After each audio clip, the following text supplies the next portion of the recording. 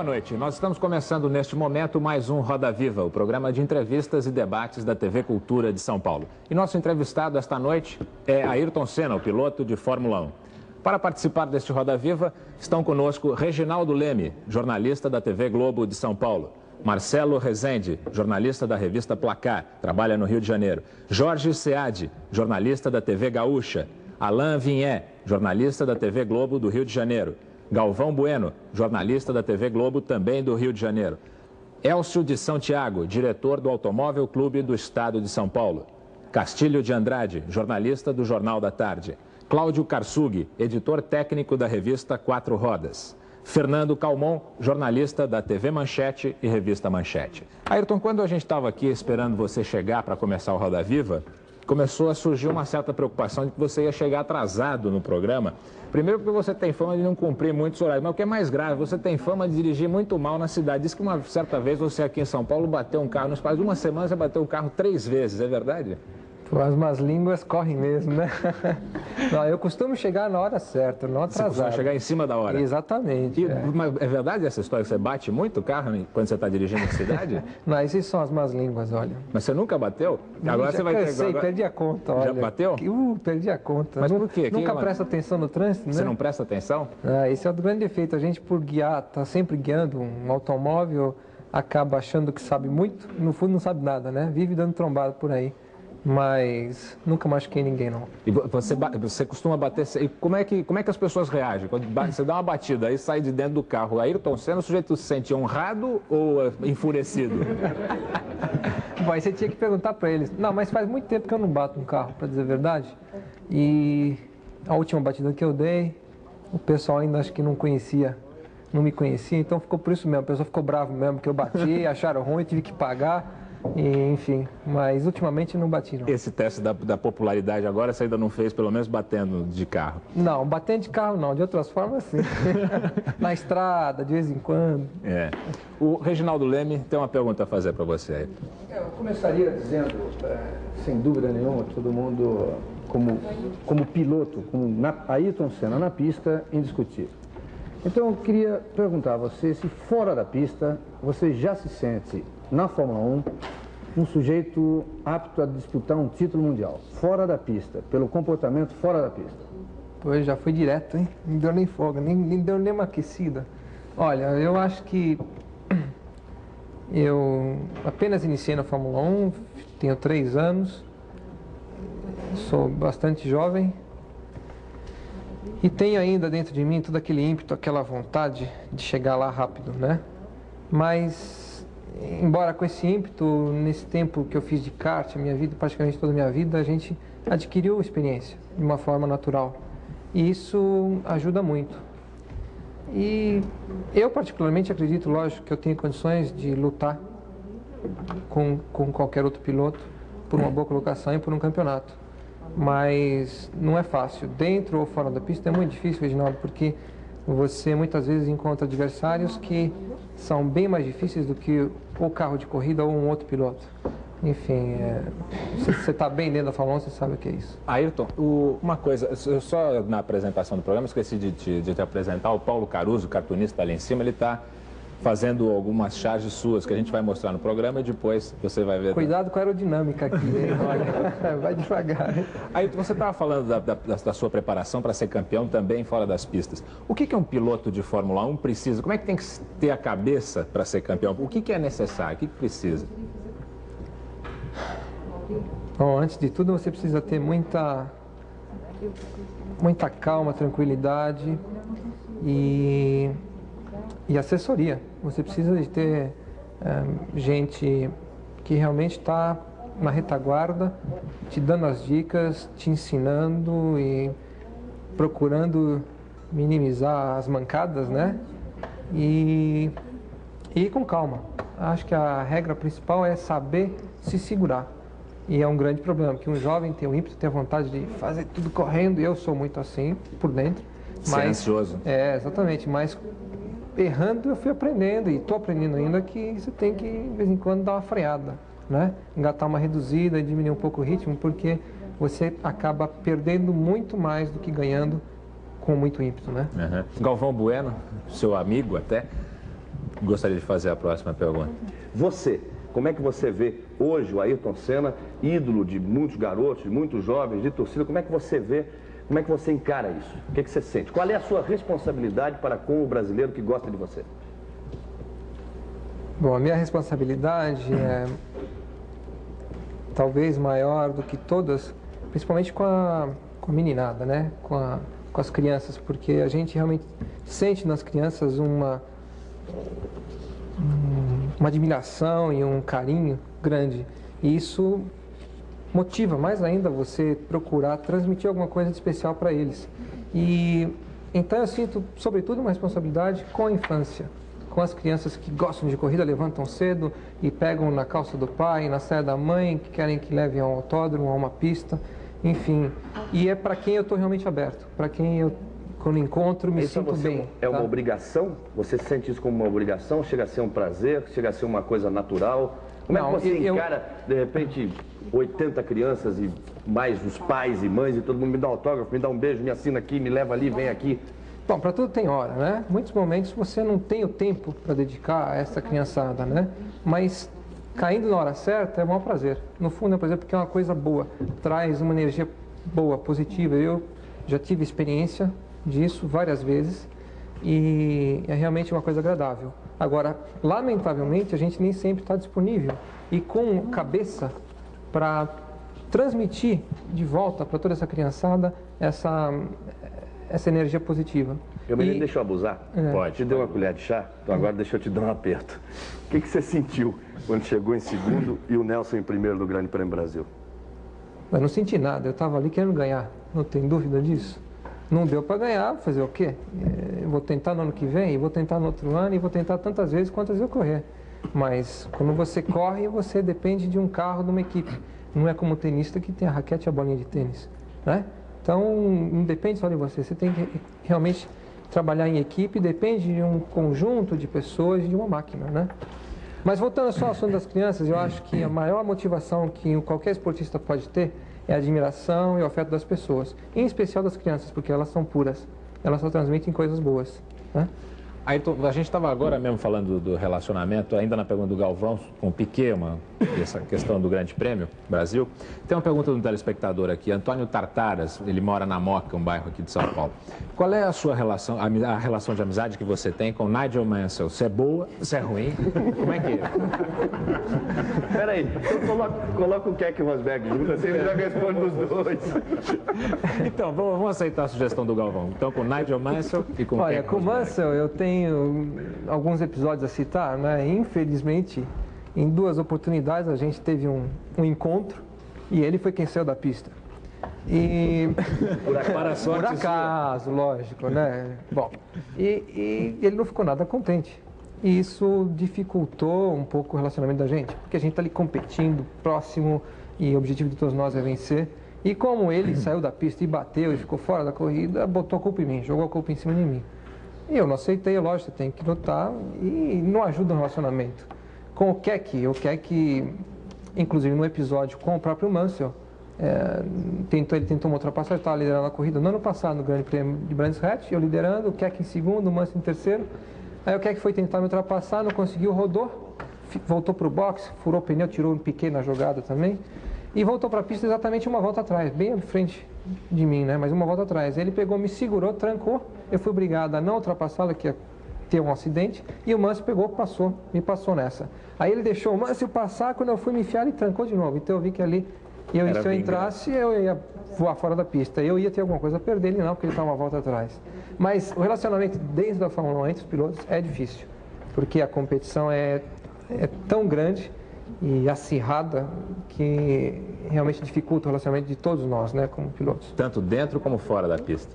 O problema fora da pista é que você nunca se encontra. Cada um vive num país, tem hábitos diferentes, costumes diferentes, hobbies, né?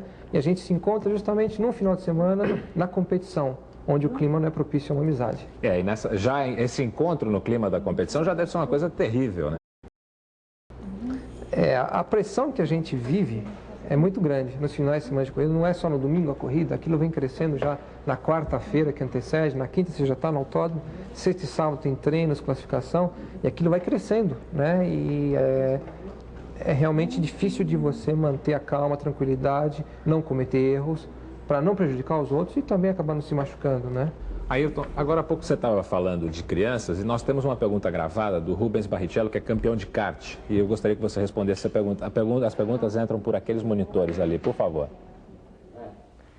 Bom, Ayrton, é um prazer estar aqui com você, conversando. E primeiramente eu quero te agradecer por todo o apoio que você está me dando lá na Itália, com a DAP. E quero dar os parabéns para você pelo seu grande ano na Fórmula 1. Quero dizer também que eu já sou um grande fã seu. E que a minha pergunta é o seguinte: qual foram as suas dificuldades depois do kart, até a Fórmula 1, passando pela Fórmula 3 e tudo mais? E depois de tudo isso, eu quero te desejar boa sorte e que um dia a gente possa formar uma primeira fila aí numa Fórmula 1, até numa mesma equipe. Por favor, Barrichello, eu comecei no kart, como todo mundo sabe, e tenho um carinho enorme. É o esporte mais emocionante que existe, mais do que a Fórmula 1, inclusive, que você faz com mais amor ainda. E eu diria que as dificuldades maiores que um piloto encontra no início da carreira é justamente porque você tem que provar primeiro para conseguir o apoio. E você precisa do apoio para chegar lá. Então eu tive a felicidade de ter o apoio da minha família, que sempre, desde o início, tiveram por detrás e me seguraram nas horas mais difíceis e me deram a oportunidade, então, de poder desenvolver essa atividade desde pequeno. E tive, então, a possibilidade de correr em bons karts, com bons motores, em bons carros, em boas equipes, e dali pude me dedicar totalmente a essa profissão. Então, o difícil é você conseguir o tal do patrocínio no início, porque depois que você cria uma imagem, um nome, então os patrocinadores vêm até você. E ali a necessidade já não é tão grande. E justamente no início, onde você não tem ainda a imagem, o nome, é que você precisa dos patrocinadores para chegar lá. Deixa eu só não perder o assunto. Pode ir. Você está falando de patrocinador, depois do patrocinador você escolhe tanto que pode até escolher quem corre do seu lado, né? Quer dizer, o Nelson Mansell, que o Marcelo estava falando, deu problema, piloto inglês, equipe inglesa. Você não quis o Warwick do seu lado, na Lotus, piloto inglês, ia dar trabalho. E agora vem um japonês na hora que você vai correr com o motor japonês. Não pode dar zebra, não? Eu acho positivo. Eu acho positivo porque a Honda tinha um desejo enorme de pôr um japonês na Fórmula 1. Conseguiram, na Lotus, a gente conseguiu o motor da Honda, eles pediram para ter um companheiro de equipe meu, Nakajima, a equipe concordou. E eu espero que com isso eles inclusive se sintam mais motivados em ajudar a equipe no fornecimento dos motores, na atenção. Enfim, vai melhorar no relacionamento, porque um japonês falando a língua vai melhorar. Você quer dizer o seguinte: vai trabalhar mais para a Lotus, que tem um japonês, do que para a Williams, que tem um brasileiro em inglês? Eu acho que eles vão fornecer os motores iguais para as duas equipes, porque o objetivo deles é vencer. Esse ano eles erraram, eles concentraram numa equipe e perderam o campeonato. Então, por isso, eles vão investir em duas equipes, para jogar em dois times, né? Agora, eu tenho esperança que no relacionamento, que é muito importante com os técnicos e tudo mais, onde você aprende mais sobre o equipamento, é que vai ajudar. Porque tem o Nakajima lá falando a língua deles, e quem treina, inclusive, com os motores Honda já há 3 anos, com um carro no Japão, mensalmente ele anda 2, 3 dias. Ele que desenvolveu. Ele desenvolveu o motor Honda, então ele conhece muito bem. E isso vai ser muito positivo para a Lotus. E mesmo porque a Honda está participando no projeto com a Lotus, na construção do carro, e os japoneses gostam demais disso, eles gostam de participar realmente na parte técnica. E na Lotus eles estão tendo essa oportunidade. Então você não acredita que tem um relacionamento tipo Cosworth, Stewart, Tyrrell? Quer dizer, que ele tinha sempre o melhor motor, uma corrida antes dos outros? Mas ali naquela época existia praticamente um monopólio da Cosworth. Quase todas as equipes usavam o motor Cosworth. Então a Cosworth podia jogar um pouco com essa posição. Hoje em dia existem várias fábricas envolvidas ali e a competição é altíssima. Então eu acho que nenhuma fábrica pode jogar em risco a concentrar apenas numa equipe. Eles têm que jogar com todas as cartas, com todos os times, né? Principalmente porque esse ano eles tinham efetivamente o melhor motor da Fórmula 1. E nem por isso eles venceram. Eles venceram o campeonato mundial de construtores e o de pilotos ficou com o Prost, né?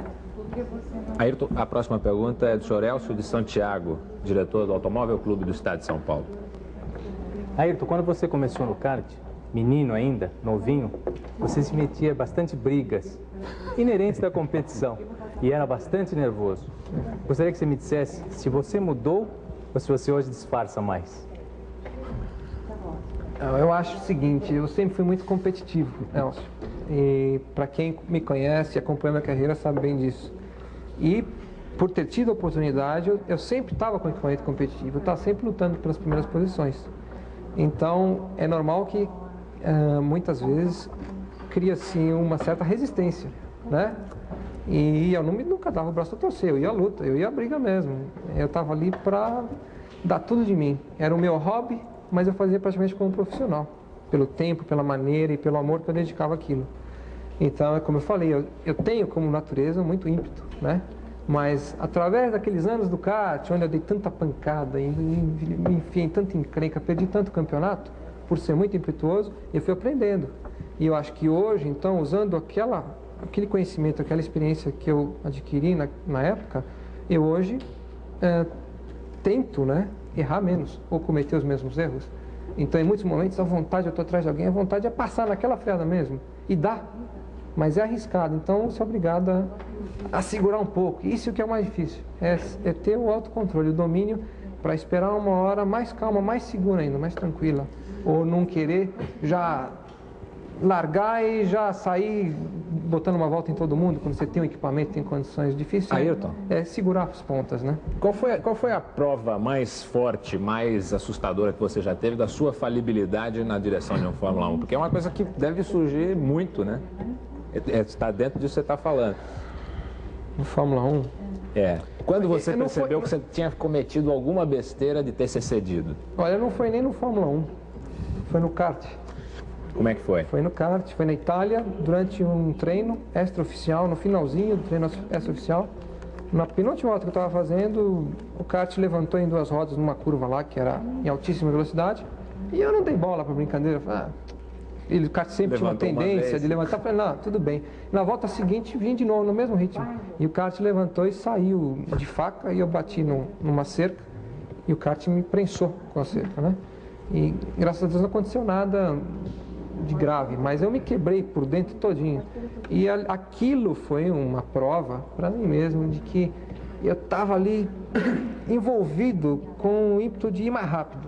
E não estava pensando, não estava raciocinando. E aquilo me trouxe um acidente. Na Fórmula 1 já passei perto de muitos acidentes, mas é uma época diferente. E onde a cabeça também muda um pouco, então eu não posso comparar. Então, realmente, de ímpeto, foi no kart, foi nesse dia, não na Fórmula 1. Você está há 3 anos na Fórmula 1, em 83 você estava na Toleman, uma equipe fraca. Em 84. Desculpa, 84. E depois você esteve na Lotus, onde você teve que conquistar o lugar de primeiro piloto, até chegar a essa posição, e finalmente você não teve um carro competitivo. Esse ano, todas as coisas estão convergindo para as pessoas te considerarem favorito. O fato do motor Honda, o fato de ter um japonês na equipe. Isso está me lembrando um pouco a história do Alan Prost em 82, que todo mundo dizia, já é o campeão. Esse peso do favoritismo, não acha que vai te atrapalhar esse ano? Obrigação de ser campeão do mundo no primeiro ano que você vai ter tudo a seu favor? Uma obrigação ninguém tem de ser campeão do mundo. Quem tem mais é o Prost de vencer de novo, porque ele é o bicampeão. Ou o Piquet, que é bicampeão do mundo, de vencer novamente depois de tantos anos. A obrigação que eu tenho é de dar o máximo de mim, realmente procurar desenvolver o carro da melhor forma possível, me dedicar ao máximo à equipe e realmente à luta, procurar ser campeão. Mas obrigação ninguém tem. Sei, mas isso daí não vai pesar na sua atuação, que todo mundo vai te cobrar esse campeonato esse ano. Você pode ter certeza, vai ter 135 milhões de brasileiros te cobrando. Esse ano aqui, pô. Esse ano aqui, com o negócio que eu era o único piloto realmente de peso na equipe e tudo mais, a equipe ia concentrar em mim e tudo mais. Era pequena frente a uma Williams Honda, né? Pequeno ou não, eu fiquei na luta no campeonato até mais da metade, inclusive estava na liderança do campeonato. Mas por um mérito próprio, né? Exclusivamente por mérito seu. Não existe mérito de uma pessoa, hein, na Fórmula 1. O mérito existe de uma equipe. Não existe mérito de uma pessoa, hein, na Fórmula 1. O mérito existe de uma equipe. São os mecânicos, os projetistas, os patrocinadores que financiam o equipamento, os fornecedores de motores, de pneus, enfim, é um conjunto de pessoas, né? Tinham outros correndo por Renault, mas só você apareceu, né? Que eu tive, provavelmente, melhores condições do que os outros, de produzir mais do que os outros. Né? Você não acha que vai ser mais cobrado esse ano? Lógico, existe uma expectativa maior de que agora que a Lotus vai ter um motor Honda que consome menos combustível. Me viram tantas vezes parar lá, ir lá, e acabar a gasolina e tudo mais, né? Agora o Honda não acaba a gasolina, não tem isso, então agora vai dar. É lógico, e eu acredito que eu vou ter muito mais condições, mas entre realmente ter as condições e efetivamente completar, existe uma distância grande, tem muito chão pela frente. Né? Aí ele está falando de cobrança, você deve ter mais cobrança. Não existe ninguém que cobra mais do campeonato do que eu mesmo. Exato. Exatamente, é isso que eu ia chegar. Eu quero saber a sua cobrança. O que você está cobrando de você, Ayrton Senna, nesse momento? A nível, por exemplo, é o seguinte, o que o Ayrton Senna já fez e o que ele tem que fazer?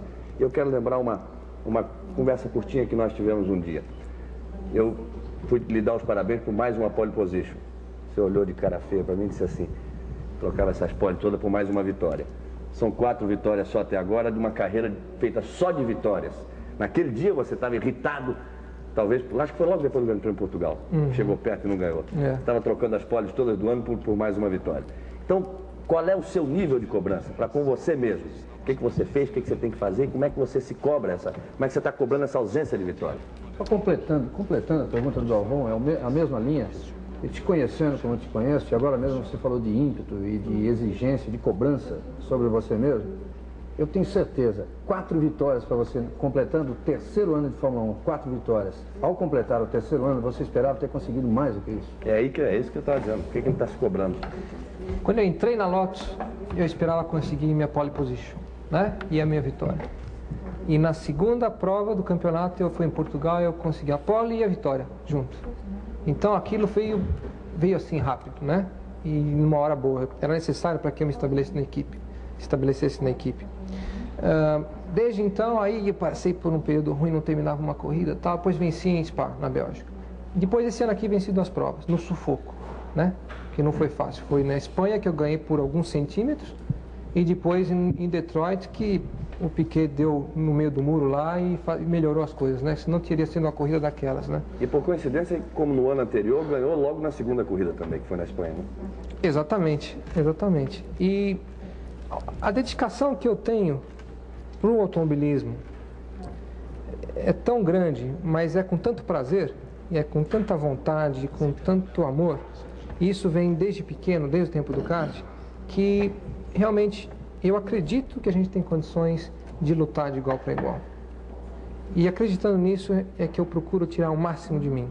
Isso começa já na hora que você está se preparando psicologicamente, no início do ano, nessa época, quando você tem que treinar bastante para se preparar fisicamente, para a temporada estar bem, né? Então, quando eu vou fazer 7, 8 km por dia, que não é fácil, chega no meio dos 3, 4 km, você já está pedindo água, né? A maior motivação é de saber que eu vou ter uma equipe com 200, 300 pessoas trabalhando, eles estão lá acreditando em mim. Que eu vou estar lá na hora do vamos ver e vou corresponder à expectativa deles.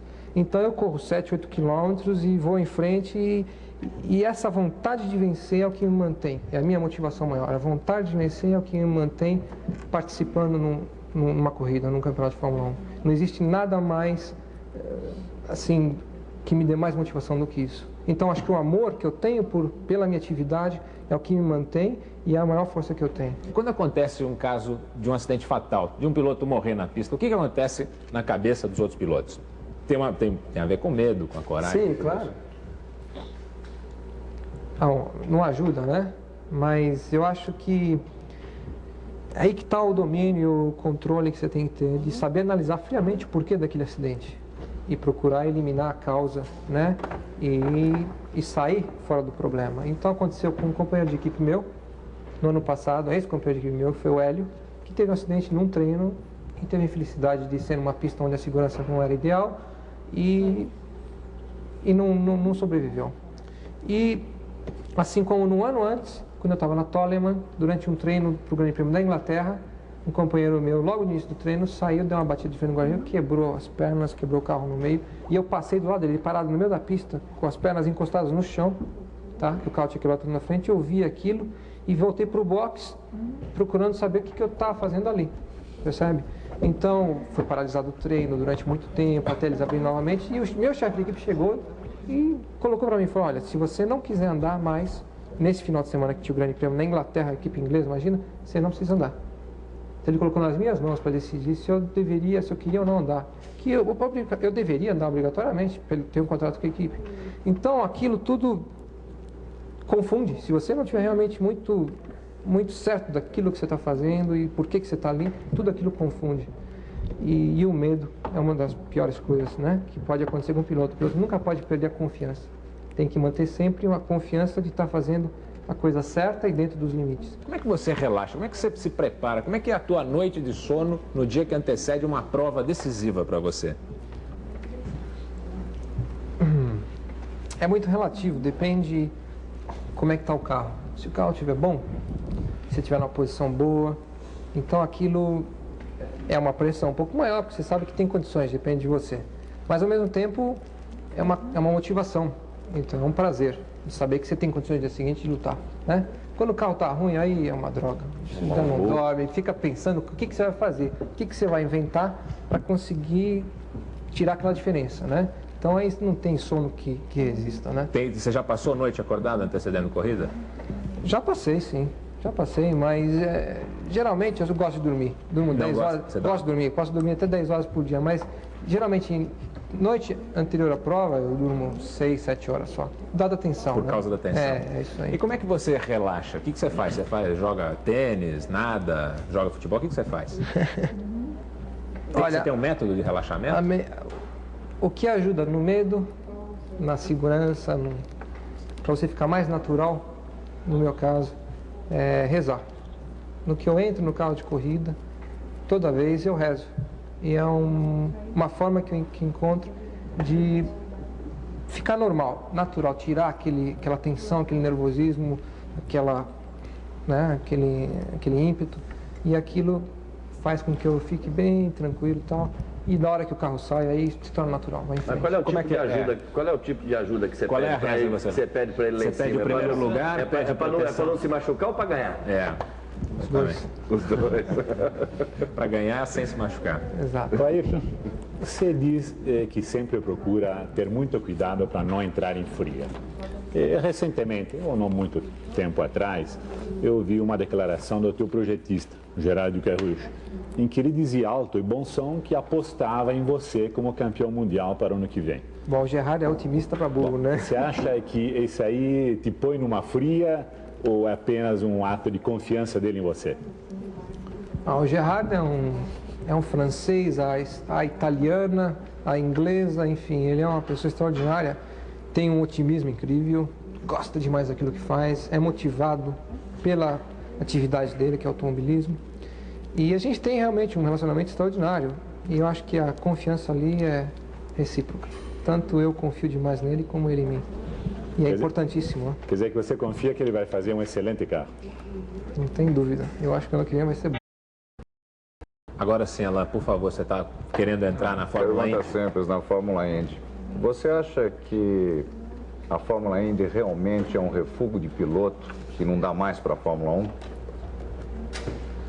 A Fórmula Indy é uma categoria que está presa aos Estados Unidos. Então, você tem praticamente só americanos correndo lá, com poucas exceções. Então, tem um mexicano, tem um colombiano, tem 2 brasileiros, mas ela é muito americana, né? É USA.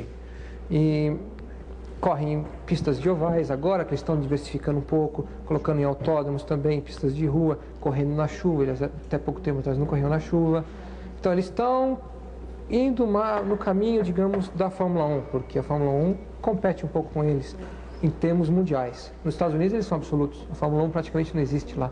Tem o Grande Prêmio de Detroit, que não tem repercussão em termos de Fórmula Indy. Você não pode dizer que ela é uma categoria de refúgio de pilotos. Você tem o Mario Andretti lá, entre outros, né? Emerson Fittipaldi. Emerson Fittipaldi. Você tem muitos pilotos lá que foram campeões. Tem pilotos também que não foram muito bons, como na Fórmula 1. Tem pilotos de categoria e pilotos que nunca atingiram nenhuma expressão. Em qualquer categoria do mundo inteiro você vai encontrar. Você faria 500 milhas de Anápolis? Não, porque o risco é muito alto.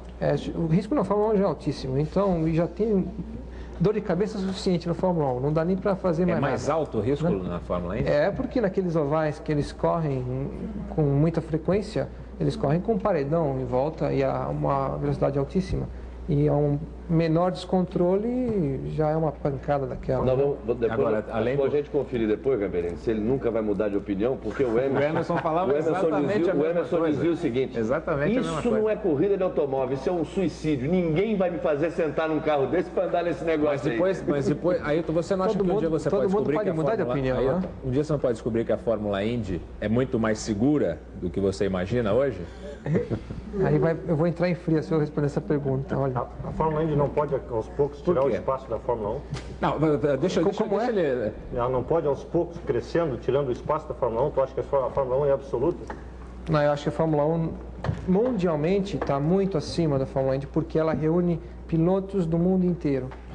Ao passo que a Fórmula Indy, ela está concentrada com americanos e ela não tem a repercussão que tem a Fórmula 1. Mas ela expandindo como tal, não pode chegar a isso? Ela vai aumentar, não tem dúvida, mas eu acho que ela nunca vai chegar em termos de repercussão mundial ao nível da Fórmula 1. O Galvão lembrou bem essa coisa do Emerson, que ele falava que aquilo jamais correria, de jeito nenhum. Depois fez um contrato, que eu não sei de quantos milhões de dólares foi, quantos milhões de dólares ele está ganhando hoje e está correndo. Você admite a possibilidade de um dia vir a correr na Fórmula Indy? Rodolfo, você só viria a correr na Fórmula Indy por dinheiro? Deixa eu só cavalar aqui uma perguntinha em cima da sua, que eu acho que tem o mesmo assunto, uma pergunta simples, todo mundo está fazendo pergunta assim. No tênis, se divulga lá, o fulano ganhou tanto na temporada, não sei o quê. Um piloto de Fórmula 1, sabia que essa pergunta piloto de primeira linha, não é o seu caso, que eu não estou querendo só imposto de renda, até porque eu não tenho cadilhão. Agora, um piloto de Fórmula 1, em média, piloto de grande equipe, quanto ele ganha por mês, mais ou menos? Por mês. Bom, então vamos por partes, né? Vamos. Eu acho que a Fórmula Indy, para quem tem possibilidade de correr na Fórmula 1, é uma categoria mais perigosa. E existe risco suficiente na Fórmula 1 para escolher a Fórmula Indy. Então, por essa razão, eu nunca escolheria a Fórmula Indy para correr. E que confere menos prestígio ao mesmo tempo? Mundialmente, não tem dúvida. A Fórmula 1 tem muito mais prestígio. Atinge um número de pessoas dezenas de vezes maior, né? Depois do final da pergunta... Se você admite a possibilidade de um dia vir a correr na Fórmula Indy, se vier a correr, seria só por dinheiro? Não seria. Isso eu posso responder hoje com convicção que não seria por dinheiro, porque, graças a Deus, eu tive tudo que quis até hoje. Minha família teve condições de me dar tudo o que eu quis. E faço automobilismo porque gosto, não por aquilo que eu posso tirar do automobilismo. Gastei muito até chegar na Fórmula 1. Tudo que eu consegui em patrocínio eu investia na minha própria carreira, para ter um carro melhor, tá? E só hoje é que realmente estou vivendo da Fórmula 1. Mas não corro pelo dinheiro, eu corro por aquilo que gosto, que não preciso. Essa é a principal razão. Então eu não vejo como eu voltaria a correr se eu tivesse parado ou tivesse na Fórmula 1, tivesse a oportunidade de passar a Fórmula 1 pelo dinheiro, porque não é a minha motivação. A minha motivação é a vontade de vencer e é onde eu estou hoje, que é a Fórmula 1. Você disse que não precisa do dinheiro, mas quanto é que você ganha em média? Ganha um piloto. E o que você faz com o seu dinheiro, já que você não precisa dele? Mas eu não ganho muito não, mas já deu para colocar a gasolina no meu aviãozinho, sabe? Ele usa meio litro de combustível, dá uns 10 minutos de autonomia, aqueles de rádio controle, assim, é um Citation. Me diz o seguinte, só para não...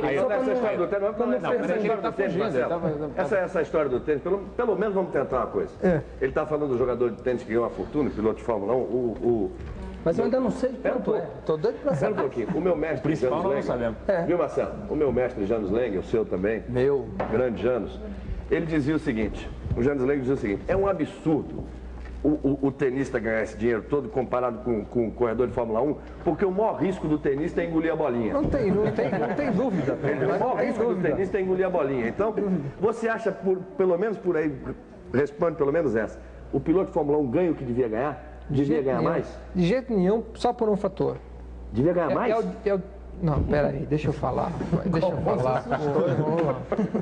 Um piloto de Fórmula 1 está arriscando a vida, queira ou não. Lógico, você não senta no carro achando que você vai dar uma pancada, vai se quebrar. Mas você está arriscando a sua vida. Um tenista de jeito nenhum. Engole a bolinha.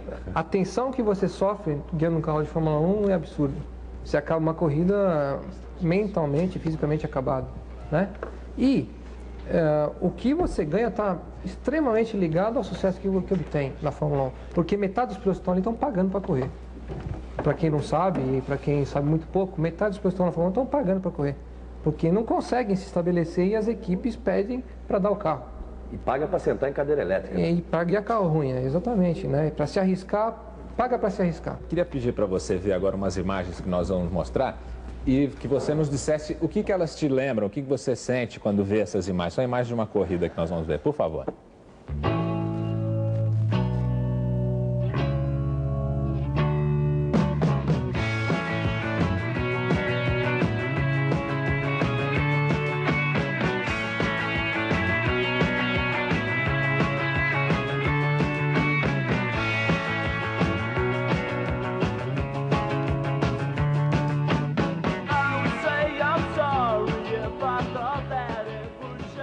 Foi realmente um dia especial, olha, porque...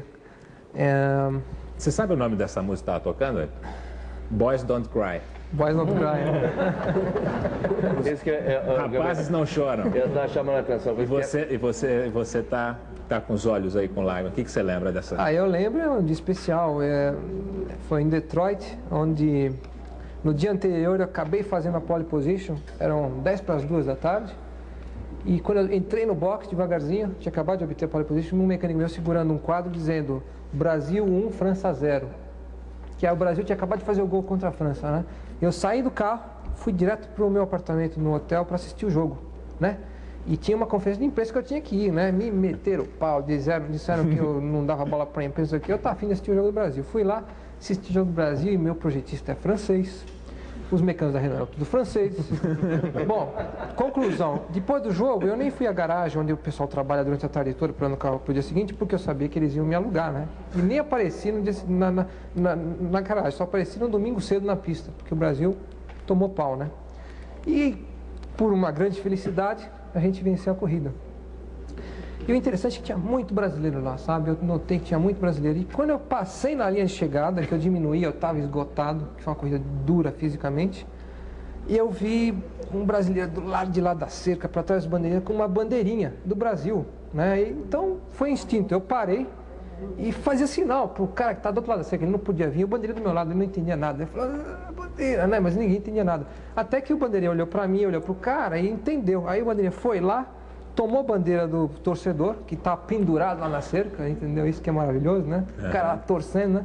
E trouxe a bandeira para mim e eu dei uma volta com a bandeira. Então foi um dia especial, né? Uma desforra. Esse torcedor te procurou depois da corrida? Se procurou, não conseguiu encontrar, porque é uma loucura, né? Depois da corrida. Mas foi um momento que vai ficar sempre guardado aqui, né? Eu queria... Deve ser dar.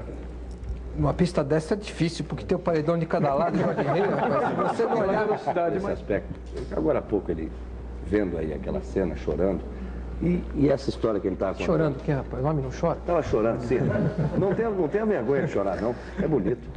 Ele logo depois dessa corrida da Bélgica, que ele está dizendo toda essa história, que ele vinha contando, o embarque foi naquele dia de noite, e nós viemos conversando no avião. Voltamos juntos para o Brasil e viemos conversando no avião. Ele não precisava perguntar nada, não. Ele falava pelos cotovelos. Falava pelos cotovelos. E aí começou a falar do pai, do Milton, que antes dele nascer viu um kart e disse, quando meu filho nascer vou fazer um kart igual a esse para ele correr. E ele falava e chorava. Falava e chorava. Isso é mentira, isso não é verdade não. Isso é papo furado. Cascata de carioca. Olha para cá, olha para cá. Você é um chorão? Você é um bobão nesse aspecto? Ou você é uma pessoa realmente ligada demais? O que é a família para você? O que ela representa no seu trabalho, no seu sentimento, no seu dia a dia? Principalmente pelo fato dela estar aqui e você morar sozinho lá na Inglaterra. Como é que são as suas noites lá na Inglaterra, pensando aqui no Brasil? Bom, tudo que eu alcancei até hoje eu devo à minha família. Não vale chorar agora. E aos meus pais, né? Então, foi meu pai que me colocou no kart, que me levou todos os domingos, me levava todos os domingos à tarde brincar num lugar fechado, um kart de 1 HP, andava 10 por hora e eu gostei da brincadeira e fui em frente. E ele que sempre me apoiou e me ensinou tudo aquilo que eu aprendi, eventualmente. E apliquei tudo isso, toda essa energia no automobilismo. Então, se eu estou hoje na Fórmula 1, com 26 anos de idade, jovem, com muito tempo ainda para frente, e com a experiência toda que eu adquiri, porque eu comecei tão jovem, tão pequeno, eu devo aos meus pais. E era minha mãe que ficava no pé dele e mandava ele tirar o kart de mim quando eu ia mal na escola. Quando não tinha nota no semestre, tomava o kart de mim e eu ficava sem kart. E sua mãe tinha excesso de zelo? Dizia, não, esse brinquedo é perigoso para ele, isso ainda vai acabar mal, essa coisa? Não. Eles sempre curtiram aquilo que eu fiz e só na hora que eu resolvi passar para profissional, ir para Inglaterra, ir embora do Brasil e essa história toda aí que eu estou falando, que aí eles balançaram. Aí tem uma pergunta de um telespectador, Ademir de Anastácio, de Santo André. Ele quer saber o que você faz, como é que você faz para dirigir tão bem na chuva. Tomei muita chuva, viu? No tempo do kart eu tomei muita chuva. Olha, foram várias as vezes que durante a semana eu ia para Interlagos, saía da escola, meu motorista ia me buscar lá, meio-dia, com os karts atrás, na carreta, me levava para a pista, Interlagos, terça, quarta ou quinta, passava a tarde inteira lá treinando. E se chovia, eu não parava de ficar no box, não, eu continuava treinando. Mexia no kart, aprendia a ajustar e ia andar no molhado. E uma coisa muito importante, que eu tenho certeza a maioria das pessoas não percebe, é que eu tenho ainda os 26 anos de um jovem que tem o ímpeto, aquela força, aquela vontade enorme, né? Aquela garra. Mas tenho a experiência de um piloto já de 35, 40 anos, por eu ter começado tão cedo no kart e por eu ter dedicado tanto tempo. Então, toda a experiência que eu adquiri no kart, que foi a minha maior escola para o automobilismo, foi enorme. Eu tive 15 anos de kart. E 15 anos, assim, de profissional. Era um hobby, mas eu me dedicava como profissional. E você chega a ficar animado quando você percebe que na prova vai chover? Você chega Não, o problema é um só. O problema é um só. É que toda vez que chove, o pessoal já fala, o Ayrton já ganhou. Vai ser moleza, barbada, né? E não é assim que é duro. Que na chuva você não pode cometer nenhum erro. Um pequeno deslize e o carro não para mais. Quando você põe uma roda fora da pista... Um pequeno deslize, ele sai deslizando. Não, na chuva, quando você põe uma roda fora da pista, na grama, parece que você aumenta a velocidade, em vez de diminuir. Então você não pode errar. Inclusive, na minha primeira vitória, que foi em Portugal, foi sob uma chuva tremenda, a televisão não pegou. Mas eu dei 2 escapadas que eu passei ralando no guarda-reio lá. Não bati porque me seguraram, né? Uhum. E ganhei a corrida. Aí, então, o Stewart uma vez tinha uma frase na Fórmula 1, Jack Stewart, o primeiro é o primeiro, o segundo não é ninguém, mas eu acho que isso é muito mais a cabeça do brasileiro do que a própria cabeça do Stewart. Você dizia, quem foi que não teve sucesso nenhum? O Ingo, o Chico, quer dizer, o Gugelmin agora, ele sai daqui, vai para lá, é campeão inglês de Fórmula 3, vai na terra dos outros, é campeão do campeonato dos outros, corre de Fórmula 1, e a gente considera como se eles não tenham tido sucesso nenhum. Não, o cara saiu daqui, foi para lá, foi campeão inglês de Fórmula 3, os dois correram de Fórmula 1, o Maurício é campeão.